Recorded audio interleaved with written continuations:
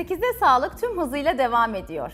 Şimdiki konuğumuz ortodonti uzmanı Doktor Eren Gürses. Hoş geldiniz Eren Hocam. Hoş bulduk. Kayserilerden buraya geldiniz. Hoş geldiniz sabah Teşekkür diyelim. ediyorum. Çok sağ olun. Hoş geldiniz Eren Bey. Sağ olun Fatih Hocam. Son yıllarda diş hekimliği hakikaten bence bir kabuk değiştiriyor. Ve bu işin içerisindeki en önemli departmanda ben ortodonti olduğunu inanıyorum.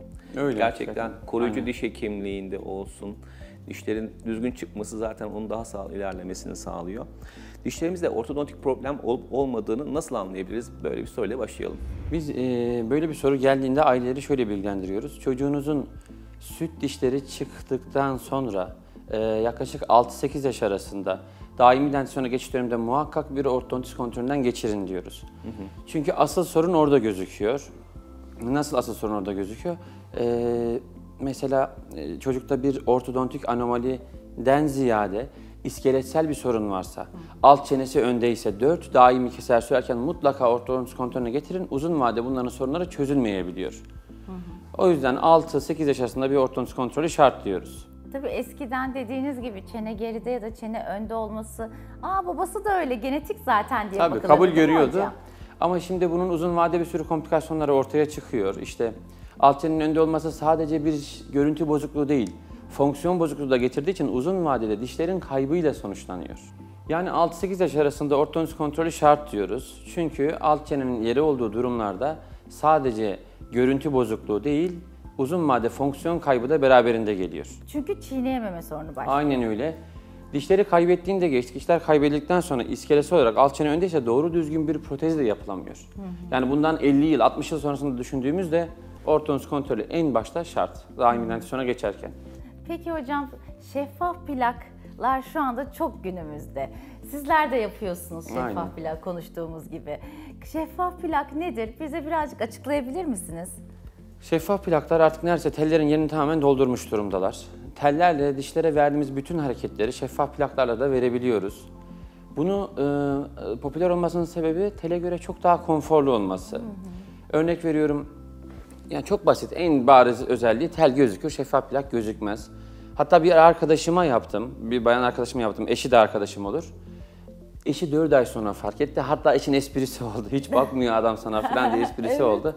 Eşiniz dahi söylemezseniz çok zor görür. İkinci en önemli özellik telleri temizlemesi zor, çıkartamazsınız, batar eder, yara yapar, özel hayatınıza varana kadar etkiler. Ama şeffaf plakları çıkartırsınız, özgürce yiyip içersiniz, işiniz bitince dişlerinizi fırçalar, plağınızı geri takarsınız. En önemli konforu bu zaten, çıplak dişleri fırçalıyor olabilmek. Bir de şeffaf plaklar tele göre bir tık daha etkin. Bilimsel çalışmalar yaklaşık 5-6 ayda tedaviyi kısalttığını kanıtlamış durumda şu anda. Peki şeffaf plak yaptıracak olan bir kişinin ilk muayenesinde neler yapılıyor? Ve şeffaf plak her yaşta hastaya uygulanabiliyor mu? Şeffaf plak her yaşta tel gibi her hastaya uygulanabilir. Mühim olan burada kişinin, hastanın periodontal sağlığının yerinde olması. Şeffaf plak olarak ayırmayın. Direkt ortodontik tedavi gibi düşünelim bunu. Her yaşta uygulayabiliriz. Yeter ki dişlerimiz ve periodontal dokular, çevre dokular sağlıklı olsun. Bizim kliniğimiz için söyleyeyim, şeffaf plak tedavisi nasıl başlıyor? Hasta kliniğimize giriyor. Ön kayıttan sonra röntgeni alınıyor. Bizim hekim yardımcılarımızdan biri işte teşhis fotoğraflarını, tanı fotoğraflarını çekiyor ve taramasını yapıyor. Taramadan sonra ben geliyorum. Hastamıza teşhis koyuyoruz, endikasyonumuzu belirliyoruz. Fotoğraflarını inceliyoruz. Ondan sonra bir simülasyon yapıyoruz. Bakın sonucu bu diyoruz. Hasta da Anında tedaviyi gösterebiliyorsunuz anında hatta. gösterebiliyoruz. En büyük avantajı bu. Bunu da biraz teknoloji kolaylaştırdı. Evet, dijitalleşme kolaylaştırdı. Aynen, Hocamın aynen. dediği gibi diş hekimliği kabuk atladı. Aynen Dijital öyle. geldiğinde. Birçok branş atladı. Biz de buna ayak uydurduk. Özellikle ortodonti, zaten ortodonti diş hekimliğinin ilk uzmanlık dalıdır. Diş hekimliğindeki nirvana kısımdır ortodonti. Hasta daha en başından, şimdi eskiden biz şöyle yapıyorduk. Daha önce bitirdiğimiz benzer vakayı buluyorduk. Bak başı şuydu diyorduk, sonu da şu oldu. Sen de inşallah buna benzer bir şey olursun diyorduk hastamıza. Şimdi Ama inşallahlar kaldı. şimdi tabii şöyle diyoruz. Böyle Bakın bu olacak. sizin kendi dişleriniz. Şu da final dişleriniz olacak. Hatta durun bir de gülüşünüze bakalım diyoruz.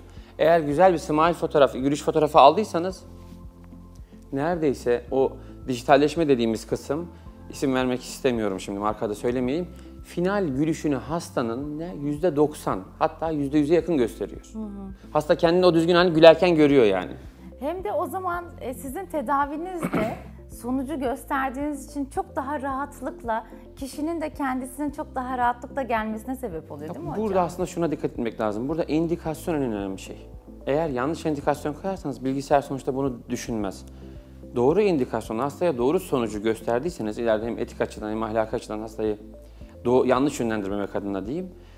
Eğer doğruları hekim doğru bir şekilde yaptıysa hastanın ikna edilebilirliği bu konuda ve hastanın tedaviye inancı inanılmaz sağlamlaşıyor. Motivasyon da çok yükseliyor. Çünkü çok basit bir örnek, yani sahili görmezseniz yüzmekten düşersiniz. Görüyor yani finali. Oraya daha iyi yüzüyor, daha iyi koşuyor. Evet. Tedavi motivasyonu da artıyor, hasta kooperasyonu da artıyor. Sonuçta hasta da uyumluysa mükemmel oluyor neredeyse. Peki şeffaf plak uygulamalarındaki sonuçlar kalıcı mı? Yani plak çıkarıldıktan sonra nükseder mi, eski haline döner mi? Şimdi hocam bu soruyu şöyle ben çevireyim. Ortodontik tedavinin sonucu kalıcı mı? Ortodontik tedavinin sonucu indikasyon doğru koyulduysa, dişlerin kapanış dediğimiz oklüzyon tam ayarlandıysa ve bütün tedavi bittikten sonra pekiştirme protokolleri sağlıklı bir şekilde hasta tarafından uygulandıysa kalıcı. Ama indikasyon yanlış, dişleri zorlamayla bir şekilde oturttunuz veya oklüzyon tam kapanmıyor ya da anterior bölgede dişlerin kapanışı tam değilse pekiştirmeyi bıraktığınız dakika geri döner. Bütün bunlar tam dahi olsa, hasta pekiştirme protokollerine uymazsa belki eskisi gibi olmaz ama 100 üzerinden 80'e döner, 70'e döner. Ya bunun direkt şeffaf plak değil, ortodontik tedavinin klasik mekanikleri diyebiliriz buna farklı. Peki o pekiştirme ömür boyu mu devam ediyor yoksa böyle birkaç defa yaptıktan sonra bitiyor mu Bazı artık? vakalarda ömür boyu pekiştirme uyguladığımız vakalar var. Örnek polidiyastema hastaları, çoklu boşluk hastaları. Ben genelde pekiştirmeyi bu tam osteoz sürecinin döngüsüne göre ayarlıyorum. Yani 6 yıla yakın bir pekiştirme yapıyorum ben. İlk 1 yıl gece gündüz gibi düşünüyoruz. Sonraki 5 yıl sadece geceleri, 2 geceye bir, 3 geceye bir şeffaf plaklarla pekiştirme yapıyoruz. Onu biz hastanın tedavi sürecine göre kararımızı verip hastayı yazılı bir şekilde bilgilendirip veriyoruz ve her yıl görüyoruz hastayı. Bu pekiştirmeler erişkinlik döneminde herhalde daha sık. Yani genç mesela tam blue çağında olan bir kişi için herhalde çok da ihtiyaç olmayacaktır. Aynen hocam. Şimdi blue çağında ergen biriyle erişkine yaptığımız tedavinin pekiştirme protokolü tabii ki farklı. Çünkü erken yaşlarda yapılan tedaviler çok daha kalıcı olur tabii. Ama uzun vadede bozulur diye bir şey yok. Protokolümüzü sıkılaştırıyoruz sadece. Anladım. Kesinlikle. Hocam peki ağrı oluyor mu şeffaf plakları takarken? Bir de sanki böyle ilk takıldığında birkaç kişiden duyduğum dil sürçmesi oluyor.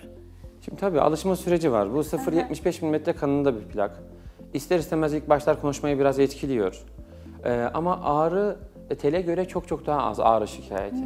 Şimdi biz hastalardan, her hastamızda klinikten anket alıyoruz. Ağrı düzeyinizi 1 ile 10 üzerinden notlayın diye.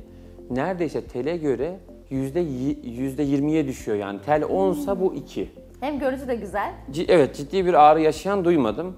Ama bir sıkma hissi illaki olacak. Başka türlü hareket ettiremeyiz zaten dişleri. Peki şeffaf plak uygulaması yaptığınız kişilerin kontrole gelme sıklığı nedir? En büyük avantajlarından biri yine bu. Hem hekim için avantaj hem hasta için avantaj. Şimdi biz tel tedavisi uygularken en aşağı 35 günde bir hastayı görmek isteriz. Ama şeffaf plakta ben ilk 2 ay 5 veya 6 plak veriyorum, 10 güne bir değiştir diyorum. 50 gün veya 60 gün sonra hasta geldiğinde baktım hasta kooperasyonu çok iyi. Hastaya 10 plak, 15 plak verip işte haftada bir değiştir deyip 2,5-3 ay, 4 ay açabiliyorum. Ve dahi şöyle yaptığımız hastalar da oldu. Mesela bizim gurbetçi hastalarımız, şeffaf plak hastaları çok fazla şu an. Hiç yoksa şu an halihazırda devam eden 150 hastamız var. Kişi yurt dışında çok da pahalı tedaviler. Buraya geliyor, görüyoruz, clean check'ini talep ediyoruz. Ondan sonra attachment'larını yapıp plakları teslim ediyoruz. Bir ara aşama yoksa diyoruz ki 10 ay sonra ya da 11 ay sonra çık gel. Neredeyse bir sene. Bu prosedürleri kullan. Sakın bunları atlama. İstersen uzaktan bana ulaş, görüntülü görüşelim, takıldığın bir şey olursa görüşelim. Bu hekim için de mükemmel bir süreç. Chair time hiç yok hocam. Evet. Hastayı Şöyle, bunlar belki de normal standart vakalar için bazı ağır vakaları daha sık görmeniz gerekmez mi? İlla ki tabii ağır Mesela vakaları. lastik kullandığınız ya da Kesinlikle. vidalar kullandığınız. Lastik çok önemli. Lastiği uzaktan da telkin dersiniz kullanmasını ama tabii mini vida kullandığımız vakalar var. Ortogonatik cerrahi hazırladığımız vakalar var. İşte sizinle beraber de çalışmayı düşündüğümüz vakalar Sayın Hocam. Bu vakaları mecburen onları en azından 2 ayda bir göreceğiz. Benim rutin prosedürüm şeffaf plak tedavisinde ortalama bir vakayı ben 90 günde bir görüyorum ve bana yeterli oluyor. Online peki yönlendirebiliyor musunuz mesela yurt dışından gelen bir hastanızı? dediniz ya 10 ay sonra bile onu görebilirim. Tabii ki. Hasta mesela bitime geliyor sadece. Eğer hasta dediğimiz gibi kullandıysa, çok da beklenmedik bir anatomik engel ortaya çıkmasa finale gelmiş oluyor zaten. Değerlendiriyoruz. Direkt bitirdiğimiz de oluyor veya diyoruz ki bir ek plak alalım. Hani olmuş ama bu iş 85 alır. Şurasını ben beğenmedim. Bir ek plak alalım. Bir ikinci ek plakla, ikinci bir paketle direkt bitiriyoruz. Yani koca tedavide, 1 yıllık bir tedavide hasta 2 kere gördüğümüz oluyor. Süper. Hocam peki şeffaf plakların tedavisinde hastaların ağız içinin görüntülerini alıyorsunuz. Evet. Dişleri olarak. Bunlar nasıl oluyor? Bize birazcık süreci anlatabilir misiniz? Şimdi birçok klinikte var artık. Eskiden çok azdı. Ağız içi dijital tarayıcılarımız var. Bunlarla hastanın ölçüsünü biz eskiden anlatayım da hastalarımız mukayese edebilsin. İşte metal kaşıklara sakız kıvamında bir macun koyuyorduk, sokuyorduk. Şimdi benim elim titremeyecek bu sertleşene kadar. Hasta öksürmeyecek, aksırmayacak, titremeyecek. Velev ki titredi 1 milim dahi değilse bir sürü sıkıntı. Tabii. Diyelim ki titretmedik, çıkarttık. Sert alçıyı döktük. Gönderdik yurt dışına ölçüyü. Bu ürünler yurt dışına üretiliyor. Kargocu kaldırdı, attı, kırıldı. Al yine bir sıkıntı. Gitti 2 hafta. Dijital ölçü alma cihazlarının en büyük avantajı neredeyse hatasız. Birebir boyutlarda. Maksimum 3 dakikada. Yani en çömez asistanımız 5 dakikada alır. 5 dakikada diyelim hastanın ölçüleri çıktı, dişi orada. Anında dijital olarak Anında dijital mailden olarak gönderiyorsunuz. ekranda hastamız görüyor. Bunu ilgili laboratuvara göndermek 5 dakika. Mail atıyorsunuz yani bir tuşa basıyorsunuz. Mail atıyorsunuz. İşin güzel tarafı taradık. Dişler ortada. Şimdi çok gelişmiş teknolojiler Allah'a bin şükür bizim artık kliniğimizde. Bir tuşa basıyorsunuz yaklaşık 20 saniye sonra simülasyon, sonuç simülasyonu hastanın gözleri önünde. Bu gerçekten hastayı motive etmek için mükemmel işimize yarıyor. Evet. Tabii. Ağzınıza sağlık. Çok güzel bilgiler Ben verdiniz teşekkür ederim hocam. beni davet ettiğiniz için. Çok sağ olun. Çok çabuk geçti. Daha sizden alacağımız bilgiler var. Yine geliriz Tekrar inşallah. görüşmek Çok üzere teşekkür inşallah. ediyorum. Çok sağ olun. Kayserilerden buralara geldiniz. Kayseri'ye Çok selam olsun. teşekkürler. Aynen. Çok Sağ olun. Görüşmek üzere. Bugün bizlerle ortodonti uzmanı Doktor Eren Gürses vardı ve bize şeffaf plakları hakkında birçok detaylı bilgiler verdi. Kendisine tekrar teşekkür ederiz. 8'de sağlık kaldığı yerden devam ediyor.